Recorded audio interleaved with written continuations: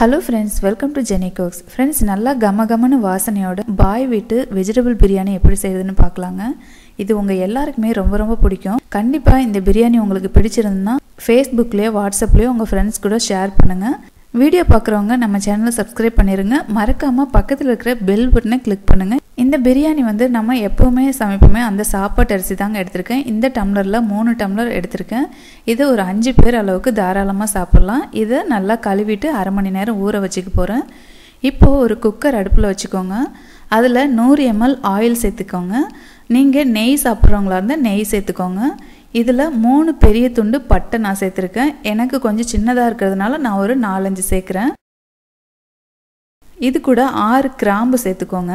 6 இடிச்ச ஏலக்காய் சேர்த்துக்கோங்க.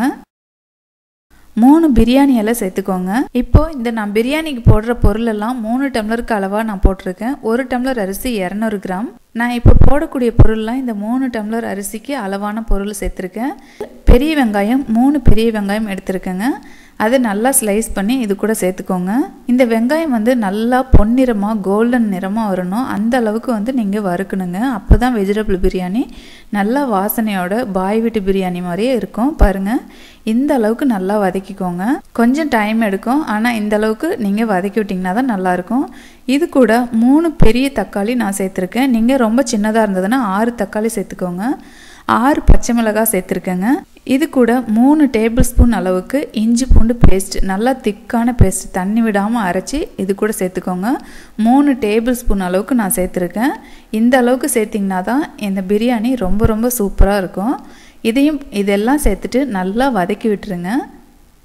தக்காளி கூழ் பதமாக ஆகணும், அந்த அளவுக்கு வதக்கிக்கோங்க. இப்போது இது கூட வெஜிடபிள்ஸ்லாம் சேர்த்துக்கலாம். ஒவ்வொரு வெஜிடபிள்ஸும் நான் 150 கிராம் எடுத்திருக்கேன். கேரட், பீன்ஸ், பச்சை பட்டாணி, அப்புறம் உருளைக்கிழங்கு இதெல்லாம் கட் பண்ணி இது கூட சேர்த்துக்கலாம். இதை சேர்த்துட்டு நல்லா வதக்கி விட்டுருங்க. காய் சேர்த்ததுக்கப்புறமா ஒரு 1 நிமிஷம் போல் நீங்கள் வதக்கி விடுங்க. அதுக்கப்புறமா மல்லி புதினா 1 கைப்பிடி அளவுக்கு கட் பண்ணி இது கூட சேர்த்துக்கோங்க. கட் பண்ணதுக்கப்புறமா நல்லா இறுக்கி பிடிச்சிங்கன்னா உங்கள் கையில் 1 கைப்பிடி அளவு இருக்கணும். அந்தளவு கட் பண்ணிவிட்டு இது கூட சேர்த்துக்கோங்க. இதையும் வதக்கி விட்டுட்டு இது கூட 1 டேபிள் ஸ்பூன் மிளகாத்தூள், 1 டேபிள் ஸ்பூன் மட்டன் மசாலா சேர்த்துருக்கேன். நீங்கள் கரம் மசாலா இருந்தால் கூட நீங்கள் சேர்த்துக்கலாம். இது 2ல் எது இருந்தாலும் சேர்த்துக்கோங்க. இதை சேர்த்துட்டு ஒரு 2 நிமிஷம் அளவுக்கு நல்லா வதக்கி விட்டுருங்க. அந்த மசாலாவோட பச்சை வாசனை போகணும், அந்த அளவுக்கு வதக்கி விட்டுருங்க. இப்போது நம்ம ஊற வச்ச அரிசியை தண்ணியை நல்லா வடிகட்டிட்டு இது கூட சேர்த்துக்கலாம். நான் இப்போ சொன்ன அளவுலாம் 3 டம்ளர் அரிசிக்கு நான் சொல்லியிருக்கேங்க. 1 டம்ளர் அரிசி 200 கிராம் வருது. இப்போ 600 கிராம் அரிசி நான் சேர்த்துருக்கேன்.